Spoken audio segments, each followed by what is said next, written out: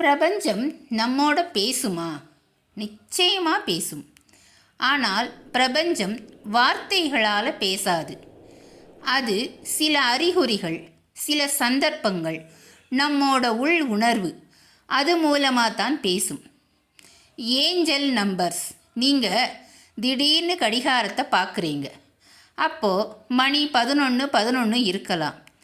இல்லைன்னா வண்டி எண்களில் ஒரே மாதிரியான எண்கள், உதாரணமாக 222, 555, இதை அடிக்கடி பார்க்கலாம்.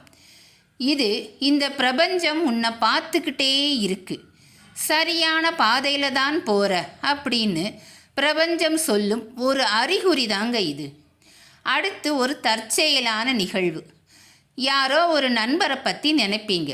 அடுத்த நிமிஷம் அவர்கிட்ட இருந்து அழைப்பு வரும். இல்லைன்னா ஒரு கேள்விக்கு விட தேடிக்கிட்டே இருப்பீங்க. அது திடீர்னு வேற 2 பேர் பேசுகிறது மூலமாக அந்த கேள்விக்கு விட உங்களுக்கு கிடைக்கும். இது தற்செயல் இல்லை, பிரபஞ்சம் உங்களுக்கு தரும் பதில். அடுத்து உங்கள் உள் மனசு. சில நேரங்களில் ஒரு காரியத்தை செய்ய போகும்போது காரணமே இல்லாமல் இது வேண்டாம்னு உங்கள் உள் மனசு தடுக்கும். இல்லைன்னா ஒருத்தரை பார்த்ததுமே இவரை நம்பலாம்னு தோணும். இந்த தூண்டுதல் பிரபஞ்சம் உங்களோட பேசுகிறதால தான். தடைகளும் வாய்ப்புகளும். ஒரு கதவு மீண்டும் மீண்டும் அடைக்கப்படுதுன்னா உனக்கான இடம் இது இல்லை, இதைவிட சிறந்தது காத்திருக்கிறது அப்படின்னு பிரபஞ்சம் உங்களை திசை திருப்புதுன்னு அர்த்தம். பிரபஞ்சம் ஒரு பெரிய சதுரங்க ஆட்டம் போல தாங்க.